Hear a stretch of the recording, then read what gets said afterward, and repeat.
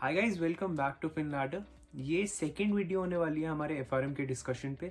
इससे पहले मैंने एफआरएम की एक वीडियो अपलोड की थी एंड एक स्टूडेंट कम्युनिटी बनाने की कोशिश की थी जो भी एफआरएम एग्ज़ाम देना चाहते हैं। एंड तकरीबन 600-700 लोगों ने ज्वाइन की है वो स्टूडेंट कम्युनिटी अभी तक।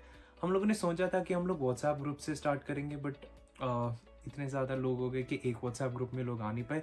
एक व्हाट्सएप ग्रुप बनाने के बाद दूसरा व्हाट्सएप ग्रुप बनाया तो इतने ज़्यादा लोग हो गए। वी जस्ट रियलाइज कि हम लोगों को एक टेलीग्राम ग्रुप बनाना चाहिए क्योंकि उसमें अनलिमिटेड पीपल हम लोग ऐड कर सके। तो if you guys also want to get added to that group तो आप इस वीडियो के डिस्क्रिप्शन में जा सकते हो या कमेंट सेक्शन में जा सकते हो। मैं वहाँ पे लिंक डाल दूंगा, आप वहाँ से ग्रुप ज्वाइन कर सकते हो। बेसिकली उस ग्रुप पे क्या होने वाला है, हम लोग उस ग्रुप पे अपना सारा मटेरियल देते रहेंगे, एफआरएम का मटेरियल सारा आपको देते रहेंगे ताकि किसी को भी अगर एफआरएम के मटेरियल की ज़रूरत होगी या किसी भी चीज़ की ज़रूरत होगी तो वहाँ से वो मटेरियल ले सकता है।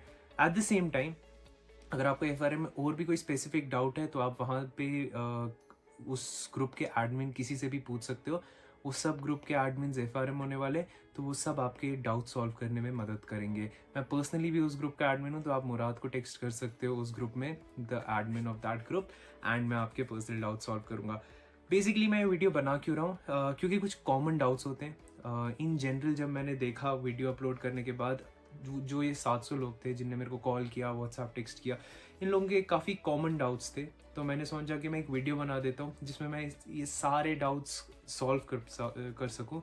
तो बेसिकली डाउट्स क्या क्या होते हैं, स्टार्ट कैसे किया जाए, that is a really important question कि एफआरएम हम लोग अगर डिसाइड कर लिया एफआरएम करना है तो स्टार्ट कैसे किया जा सकता है, कितना टाइम लगेगा एफआरएम कंप्लीट करने के लिए, तो that's also another important question.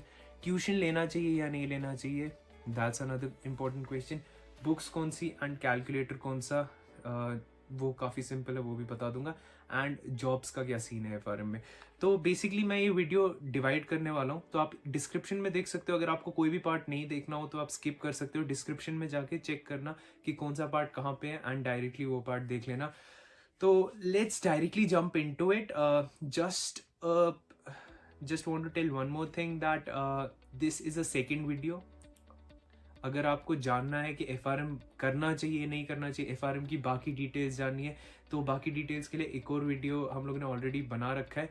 तो आप यहाँ पे या यहाँ पे क्लिक करके वो वीडियो देख सकते हो। उस वीडियो में आपको बाकी सारी डिटेल्स मिल जाएंगी। इस वीडियो में बस हम लोग ये सारे टॉपिक्स डिस्कस करने वाले हैं। तो let's get started.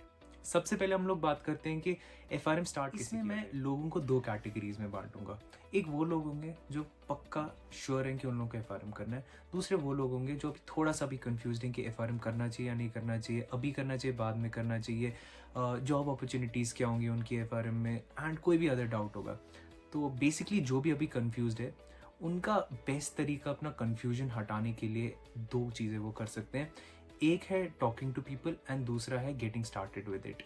Talking to people में क्या करेंगे, हम लोग लिंक्डइन पे अपना अकाउंट बनाएंगे एंड जिस भी इंसान के एंड पे एफआरएम लिखा होगा उसको टेक्स्ट करने की कोशिश करेंगे एंड उससे अपने जो भी डाउट्स हैं वो पूछने की कोशिश करेंगे। उसके साथ साथ if any one has any other doubts तो आप मेरे को भी पर्सनली टेक्स्ट कर सकते हो, मैं भी आपके डाउट सॉल्व करने में हेल्प करूंगा। दूसरा होगा गेटिंग स्टार्टेड विद इट। अगर आप अभी कंफ्यूज हो कि फाइनेंस मेरी फील्ड है या नहीं है, तो gate started with small finance की सर्टिफिकेशन। एनसीएफएम की certification cost you somewhere around 2000 rupees. तो एफआरएम का 1,50,000 का भी बहुत बड़ी इन्वेस्टमेंट नहीं करनी है and you will get to know कि एफआरएम में मज़ा आ रहा है कि नहीं आ रहा है, मतलब फाइनेंस में मज़ा आ रहा है कि नहीं आ रहा है। You will be covering somewhere around 10% of FRM का सिलेबस, तो उसमें समझ आ जाएगा मज़ा आ रहा है या नहीं आ रहा है। तो this is the second way to know whether this field is for you और नॉट। अदरवाइज आप किसी से बात करो, अपने काउंसलर से बात करो, मेरे से बात करो, मैं आपकी हेल्प करने की कोशिश करूंगा। जो भी आपके डाउट्स होंगे वो सारे एक बारी खुद अपने से पूछो कि इसमें मेरे को ये डाउट्स आ रहे हैं, उसके बाद फिर वो क्लियर करने की कोशिश करो and then get started with it. अब जो लोग पक्का श्योर है उन लोगों को एफआरएम करना है, what would be the way to get started with it. मैं अपनी स्ट्रैटेजी बताऊंगा, इसको मेरे को लगता है इससे ज़्यादा अच्छी बुलेट प्रूफ स्ट्रैटेजी कोई नहीं हो सकती। I personally believe I will be covering everything. इसमें अगेन दो टाइप के लोग होंगे। एक होंगे जिनको ऑलरेडी आता है, जिनको ऑलरेडी कुछ भी आता है, मैं उन लोगों के लिए ये वीडियो नहीं बना रहा हूँ। जो बिल्कुल स्क्रैच से एफआरएम स्टार्ट करना चाहते हैं, मैं उन लोगों के लिए बताना चाहता हूँ कि it will take you somewhere around 5 months plus tuition. Tuition कौन सा लेना है या नहीं लेना है वो भी डिस्कस करेंगे, बट मैं आपको बताऊंगा कि जो सेल्फ प्रिपरेशन होगी उसके लिए यू नीड 150 days। इसका मैं ब्रेकअप बताऊंगा एग्जैक्टली वो 150 डेज कैसे यूज़ करेंगे। तो let's jump in to it. इसमें हम लोग इसको 3 स्टेजेस में डिवाइड करेंगे। तो first would be pre, second would be the most important stage, and the third would be final stage. Pre, important, final. तो प्री स्टेज में जो आपकी प्री ट्रेनिंग होगी, अभी आपको कुछ नहीं आता है, स्टार्ट से स्क्रैच से स्टार्ट कर रहे हो, कितना टाइम रखना है हम लोगों को? 3 महीने। 90 डेज हम लोग खाली पढ़ने के लिए लगाएंगे, एफ आर एम के कॉन्सेप्ट समझने के लिए लगाएंगे। तो you require 90 days to completely understand that. अब वो 90 डेज कैसे डिवाइड करेंगे? For the first 25 days we will get started with F. तो पहले 25 दिन आप एफ पढ़ने वाले हो, फाइनेंशियल मार्केट प्रोडक्ट्स। हम लोग एफ से स्टार्ट क्यों करेंगे? कुछ लोग आपको कॉन्ट से स्टार्ट करवाएंगे, कुछ लोग आपको वार से स्टार्ट करवाएंगे, कुछ सबका अपना अपना तरीका होगा। मैं अपना तरीका बताऊंगा कि एफ से क्यों स्टार्ट करेंगे। बेसिकली मैं एफ से इसलिए स्टार्ट करना चाहूँगा क्योंकि एफ बहुत ज़्यादा इंटरेस्टिंग है, एंड एफ के कॉन्सेप्ट आप भूलोगे नहीं, क्योंकि ये आप चीज़ें पर्सनली समझने लगोगे, बहुत ज़्यादा मज़ा आने लगेगा कॉन्सेप्ट्स में। तो ये चीज़ें आप भूलोगे नहीं। अगर आप कॉन्ट्स या वार से स्टार्ट कर रहे हो, वैल्यू एट रिस्क से या कॉन्ट से स्टार्ट कर रहे हो, ये कॉन्सेप्ट्स आप डेफिनेटली 6th मंथ तक भूल गए होगे, 5th मंथ या 6th मंथ तक भूल गए होगे। बट एफ के कॉन्सेप्ट्स आपने एक बार ही पढ़ लिए ना, those will stay with you through out your life. तो एफ से इसलिए मैं स्टार्ट करूंगा। तो पहले 25 डेज मैं एफ पे लगाऊंगा, सेकेंड 25 डेज मैं वार पे लगाऊंगा। Now it is your choice, आप वार पे लगाना चाहते हो या कॉन्ट्स पे लगाना चाहते हो। मैं आइडियली वार पे लगाना चाहूंगा क्योंकि मेरे को वार का कुछ आइडिया नहीं है, और अभी अभी मैंने एफ कंप्लीट किया तो मेरे पास कॉन्फिडेंस भी है, तो मैं वार पे लगाना चाहूंगा ये टाइम। वैल्यू एट रिस्क हो गया आपका, 50 डेज हो गए। तो आपका okay, one more important thing, अगर आपके क्वार्टाइल 1 एंड क्वार्टाइल 1 आएंगे इन दोनों में ही, एफ एंड वार में quartile 1 and quartile 1, there are high chances that you clear this exam. F and VaR की ज्यादा वेटेज होने वाली है, तो अगर आपके इन्हीं दो पे आप ज्यादा फोकस करोगे that is also fine. But हम लोग एक बुलेट प्रूफ स्ट्रैटेजी चाहते हैं जिसमें हम लोगों की क्वार्टाइल सब में 1-1-1 आए। तो अभी हम लोग कोई भी तरीका नहीं ढूंढेंगे क्लियर करने के एग्जाम, अभी हम लोग फोकस करेंगे कि what is the bullet proof strategy कि सब में 1 है। Because at the end of the day हम लोगों को बस एग्जाम क्लियर नहीं करना है, हम लोगों को चीजें समझनी है ताकि हम लोग ये जॉब में अप्लाई कर सकें। तो थर्ड जो हम लोग उठाएंगे after 50 days is counts. Counts में सबसे इंपॉर्टेंट चीज, वैसे इस सब में सबसे इंपॉर्टेंट चीज क्या होगी? आप साथ में नोट्स बनाओगे। ऐसे नोट्स आपको बाहर भी मिलेंगे, उनको सीक्रेट सॉस बोलते हैं, बट नहीं, आप अपने नोट्स बनाने की कोशिश करोगे, बहुत ज्यादा क्रिस्प नोट्स। अगर मैं आपको बोलूं कि पूरा एफ 4 या 5 पेजेस पे कंप्लीट करो, तो वो 4 या 5 पेजेस कौन से होंगे? वो आपके पास होने चाहिए, बिकॉज ये हमारे को हर एक टाइम इस्तेमाल में आएंगे। तो आप 4 या 5 पेजेस पे सारा एफ लिखने की कोशिश करोगे। आपको कॉन्सेप्ट्स नहीं लिखने हैं, आपको क्या उसमें है वो नहीं लिखना है, क्या चीज़ आपको याद नहीं रह रही वो लिखना है, एंड क्या उसमें सबसे ज़्यादा इंपॉर्टेंट चीज़ थी वो लिखना है। तो ये दो चीज़ें आपको साथ साथ में उन 4 या 5 पेजेस पे लिखना है, क्योंकि हम लोगों को रिविजन के टाइम काम आएंगे। तो ये आपके 50 डेज हो गए, उसके बाद फिर 25 डेज भी हो गए, 75 डेज हो गए। अभी हमारे पास 15 दिन बचते हैं अपनी प्री के लिए, कॉन्सेप्ट्स पढ़ने के लिए। तो अगले 10 दिन मैं फॉर्म पे लगाऊंगा। फॉर्म सबसे ज़्यादा ईजी होने वाला है, बहुत कम टाइम लगने वाला है फॉर्म पे। बट ऐसा भी नहीं करना कि कंप्लीटली एंड पे छोड़ दोगे फॉर्म। 10 दिन हम लोग फॉर्म को दे रहे हैं, so that's a good time. तो 10 दिन में हम लोग फॉर्म कंप्लीट करेंगे, तो ऐसे हमारे 85 डेज कंप्लीट हो जाएंगे। Now we are left with 5 days. In 5 days में हम लोगों को कोई भी ऐसा कॉन्सेप्ट था जो हम लोग कवर नहीं कर पाए, लेट्स सपोज हम लोग वार 25 दिन में कंप्लीट नहीं कर पाए, या एफ 25 दिन में कंप्लीट नहीं कर पाए, या कोई भी चीज़ 25 दिन में कंप्लीट नहीं कर पाए, तो हम लोग उस कॉन्सेप्ट पे वापस जाएंगे। एक चीज़ याद रखना, इनको सब डिवाइड आपको करना है खुद से। तो जब आपका दिमाग बन गया कि आपको एफ स्टार्ट करना है, पहले ही दिन आपको डिसाइड करके रखना है कि आप इस दिन पे ये कंप्लीट करोगे, क्योंकि जो ये आपका डिसिप्लिन होने वाला है, इससे ज़्यादा इंपॉर्टेंट कोई चीज़ नहीं होने वाली। At the end of the day F वही क्लियर करेगा जिस इंसान में डिसिप्लिन है। अगर आप लास्ट मोमेंट पे पढ़ने की कोशिश करोगे, बहुत ज़्यादा मुश्किल होने वाला है एफ क्लियर करना। आपको क्वार्टाइल 1-1-1-1 से क्लियर करना है, तो 1-1-1 से क्लियर करने का एक ही तरीका है, आप डिसिप्लिन रहोगे। तो आप अपना रूल्स बनाओगे कि इस दिन ये करूंगा, इस दिन ये करूंगा, इस दिन ये करूंगा। कोई भी दिन आप नहीं कर पाए, कोई बात नहीं, ऐसा भी होगा कि इन दिनों में आप किसी ना किसी दिन बिजी हो जाओगे, absolutely nothing to worry about. तो ये आप ऑटोमेटिकली उन 5 दिनों पे शिफ्ट कर दोगे। But after 90 day you done with this. अब हम लोग और फोकस नहीं करेंगे कि पढ़ने पे। ये हम लोगों ने कॉन्सेप्ट समझ लिए, होपफुली अच्छे से सारे कॉन्सेप्ट समझ लिए होंगे। उसके बाद हम लोग सबसे इंपॉर्टेंट पार्ट पे आएंगे। लेवल 1 क्लियर करने की बात हो रही है, सबसे इंपॉर्टेंट पार्ट होने वाला है क्वेश्चन सॉल्व। जितने ज़्यादा आप क्वेश्चन सॉल्व करोगे उतने ज़्यादा आपके कॉन्सेप्ट्स क्लियर होंगे, बिकॉज कॉन्सेप्ट्स पढ़ना एंड सॉल्व करना दो अलग चीज़ें हैं। तो कॉन्सेप्ट सॉल्व करने पे हमारा मेजर फोकस होने वाला है। एंड एफआरएम का क्वेश्चन आप हर एक क्वेश्चन को 4 क्वेश्चंस में डिवाइड करोगे। एफआरएम का मैं आपको एग्जाम के पॉइंट ऑफ व्यू से बताता हूँ। जब आप एग्जाम दे रहे होगे ना, तो आप सही आंसर हार्डली कभी चूज कर रहे होगे, आप गलत आंसर्स एलिमिनेट कर रहे होगे। आप क्वेश्चन पढ़ोगे, 2 आंसर्स बहुत आराम से आपसे एलिमिनेट हो रहे होंगे एंड 2 आंसर्स में से आपको कोई चूज करना होगा। आस्क एनीवन, एफआरएम में सबके साथ यही होता है कि 2 आंसर्स बहुत आराम से एलिमिनेट हो जाते हैं, 2 में से आपको चूज करना होता है। So same you would apply here as well. Even if you know the correct answer, कोई बात नहीं, let's suppose A B C D option है, you know that B is the correct answer. You'll have to tell yourself why A is not the correct answer, why C is not the correct answer, why D is not the correct answer, and वो correct कैसे हो जाते।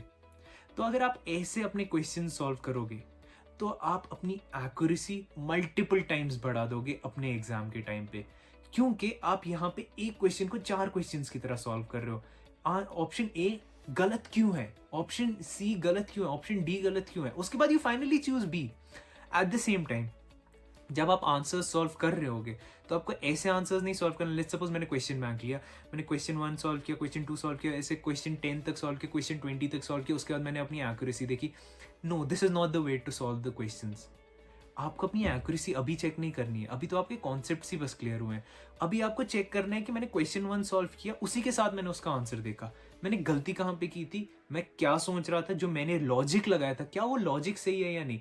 तो जो ये आपका important part है ना, यहाँ पे आप क्वेश्चंस ही खाली नहीं सॉल्व कर रहे हो, आप अपने सारे जो आपने कॉन्सेप्ट्स पढ़े हैं, जो आपने 90 डेज कॉन्सेप्ट्स पढ़े, वो अच्छे से समझने की कोशिश कर रहे हो, वो अच्छे से इंप्लीमेंट करने की कोशिश कर रहे हो। तो this would be the most important part आई से। तो जब आपका ये हो जाएगा, इसमें आपको किसको कितने दिन देने, हर एक के क्वेश्चन बैंक को 15-15 दिन, कॉन्ट्स के क्वेश्चन बैंक को 15 दिन, वार के क्वेश्चन बैंक को 15 दिन एंड एफएमपी के क्वेश्चन बैंक को 15 दिन। कंप्लीटली योर चॉइस कैसे करना चाहते हो, बट पहले से ही डिसाइड करके रखना कि पहले मैं इसको टाइम दूंगा, उसके बाद मैं इसको टाइम दूंगा, इसके बाद इसको। ऐसा नहीं करना कि आप वार का टाइम कहीं और ले जा रहे हो, एफएमपी का टाइम कहीं और ले जा रहे हो, कॉन्ट्स का कहीं और ले जा रहे हो, ऐसा बिल्कुल नहीं करना। डिसाइड करके रख लो, this is completely your choice कैसे करना। एंड फाइनली आप फॉर्म के लिए 5 दिन रखोगे, फॉर्म में ज़्यादा क्वेश्चंस आपको मिलेंगे भी नहीं, तो this would be a breather for you. इस टाइम पे आप अगर कोई भी कॉन्सेप्ट बचता होगा तो वो सॉल्व कर सकते हो, कोई भी, मतलब 5 दिन भी जो मैं फॉर्म के लिए बोल रहा हूँ, मेरे हिसाब से काफ़ी ज़्यादा टाइम है, 5 दिन भी आपको लगेंगे नहीं फॉर्म कंप्लीट करने के लिए। तो ये अब हमारा इंपॉर्टेंट स्टेज भी हो गया, फाइनल स्टेज। अब हम लोग एग्जाम से, अभी हम लोगों ने पहले 90 डेज यूज़ किए, उसके बाद हमने 50 डेज किए, 15 प्लस 5, तो 50 डेज, 90 प्लस 50 इज 140। अब हमारे पास बचते हैं 10 दिन। एग्जाम से पहले जो 10 दिन होंगे उन पे हमें क्या करना है। ऑल्सो वन मोर थिंग जो मैं इंपॉर्टेंट स्टेज में बोलना भूल गया, ऐसे काफ़ी सारे कॉन्सेप्ट्स निकलेंगे जो आपको याद ही नहीं रहे होंगे, क्योंकि आपने कब पढ़ा था एफएमपी, उसके बाद फिर उसका क्वेश्चन बैंक कब सॉल्व करो, काफ़ी सारे कॉन्सेप्ट्स ऐसे निकलेंगे।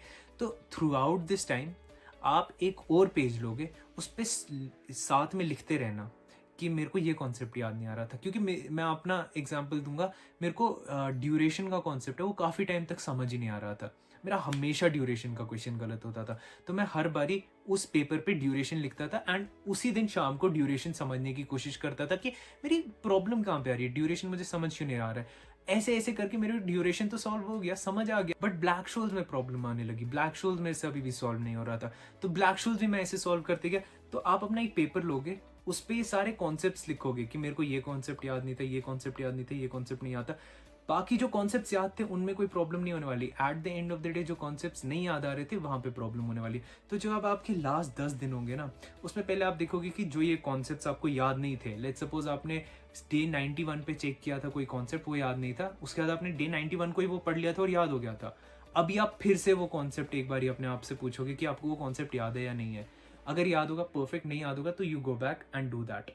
उसके बाद फिर जो हम लोगों ने वो एफआरएम का पूरा रिविजन मटेरियल निकाला था खुद से 5 या 6 पेजेस पे एफआरएम, उस पर हम लोग फोकस करने वाले हैं। वो सारा एक बारी बाय हार्ट याद करेंगे एंड फिर एक फाइनल रिविजन करेंगे and we are good for the exam. तो ये तरीका रहने वाला है, this is a bullet proof strategy. अगर कोई भी ये पूरी स्ट्रैटेजी अप्लाई करेगा, I highly doubt FRM clear नहीं हो सकता, because this is a bullet proof strategy. आपने 90 डेज सबसे इंपॉर्टेंट पार्ट पे दिए, आपने 90 डेज सब कुछ समझने के लिए दिए, उसके बाद फिर सब कुछ समझ लिया, वो समझने के बाद 50 दिन आपने वो इम्प्लीमेंट किया जो भी आपने समझा है, एंड फाइनली 10 दिन तक उस सब को रिवाइज किया। This is a bullet proof strategy. तो अब हम लोगों ने डिस्कस कर लिया स्टार्ट कैसे करें, कितना टाइम, ट्यूशन ज्वाइन करना है या नहीं करना है। मैं आपको पर्सनल लेवल पे बताता हूँ, मैंने 2 ट्यूशन्स ज्वाइन किए थे एफआरएम के लिए। क्यों? क्योंकि मैं एक बिगिनर था, मेरे को कुछ आइडिया नहीं था एफआरएम का। तो मैंने पहले एक जगह ट्यूशन क्लासेस ली थी एफआरएम की, उसके बाद दूसरी जगह से ट्यूशन क्लासेस ली थी एफआरएम की। आपको ट्यूशन ज्वाइन करना है या नहीं करना है, कंप्लीटली डिपेंड्स ऑन यू।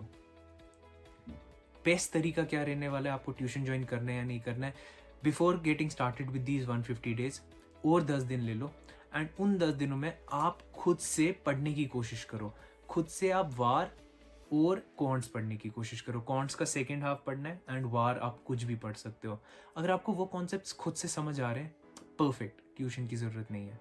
क्योंकि वार एंड कॉन्ट्स ही ऐसे 2 कॉन्सेप्ट्स होने वाले जो आपको नहीं समझ आएंगे। वो दोनों हो गए, वो दोनों खुद से आपको समझ आ रहे हैं, उसके बाद ट्यूशन की कोई ज़रूरत ही नहीं है। बट अगर आपको वहाँ पे कन्फ्यूजन लग रहा है, वहाँ पे लग रहा है कि नहीं आ रहा है मेरे को समझ, तो ट्रस्ट मी, ट्यूशन लेने में कोई भी बुराई नहीं है। ट्यूशन कौन सा लेना है, काफ़ी लोगों को ये क्वेश्चन आता है कि हम लोग को यहाँ से ट्यूशन लेना चाहिए या वहाँ से ट्यूशन लेना चाहिए, कहाँ से लेना चाहिए ट्यूशन, घर के पास लेना चाहिए या एक्सपीरियंस देखना चाहिए, क्या देखना चाहिए। तो मैं आपको पर्सनली बताऊँगा, at the end of the day you will be working in industry. तो इंडस्ट्री में सबसे ज़्यादा बेस्ट चीज़ क्या रहेगी कि अगर आप किसी इंडस्ट्री एक्सपर्ट से ट्यूशन ले सको। तो बेसिकली मेरे को खुद एफआरएम सारा आता है, एंड मैं सोच रहा था एफआरएम की क्लासेस देने के लिए, but the only thing that stopped me was कि अभी मेरे पास एफआरएम का एक्सपीरियंस नहीं है, मैंने उतना ज़्यादा इंप्लीमेंट नहीं किया है। तो take a tuition from a person जिसने 10-15 साल एफआरएम इंप्लीमेंट किया होगा। पढ़ाना इज़ वन थिंग, पढ़ाना anyone can teach you, पढ़ा कोई भी सकता है आपको, but at the same time जिसके पास एक्सपीरियंस होगा वो आपको इन सब चीज़ों की प्रैक्टिकल एप्लीकेबिलिटी बताएगा। लेट्स सपोज मैं आपको एक सिंपल एग्जांपल देता हूँ, Monte Carlo simulation. Monte Carlo simulation, अगर आपका कोई भी टीचर होगा ना, तो आप उससे मोंटी कार्लो सिमुलेशन का रियल लाइफ एग्जांपल पूछना, बिकॉज जो हम लोग एफआरएम की बुक में पढ़ने वाले हैं एंड जो रियलिटी होगी उसमें भी काफ़ी डिफरेंस होगी। तो जो आपका एक्सपीरियंस टीचर होगा तो आपको शायद अपने कंप्यूटर पे आपको मोंटी कार्लो सिमुलेशन करके दिखा दे, बट जो आपका टीचर होने वाला है हार्डली वो मोंटी कार्लो सिमुलेशन कर सकता है, बिकॉज वो एक्सेल पे तो हो ही नहीं सकती। तो दीज आर सम थिंग्स जो काफ़ी ज़्यादा डिफ्रेंशिएट कर जाएंगे आपके एक प्रोफेशनल से और एक टीचर से। तो we have been in touch with a person जो काफ़ी ज़्यादा एक्सपीरियंस्ड है। He has 15 years of work ex in finance risk industry only. So you could get in touch with me if you want to know more about that person and you want to know more about tuition centers. Otherwise, I'm not saying कि कोई भी tuition center बुरा है. You could definitely talk to the alumni of that tuition center कि कैसा रहा है उन लोगों का experience FRM से, क्या उन लोगों का कहना है, टीचर्स कैसे, that would also work. But still if you looking for tuition centres you could let me know, and मैं आपको अपनी टीचर के बारे में बता सकता हूँ जिससे मैंने पढ़ा था, जिसके पास एक्सपीरियंस है। So this is with regards to tuition. Books कौन सी यूज़ करनी है, काफ़ी सिंपल रखना अपने लिए, श्वेजर कंप्लीट करो श्वेजर। उसके बाद क्वेश्चंस कौन से यूज़ करने हैं, बाइनिक टर्टल।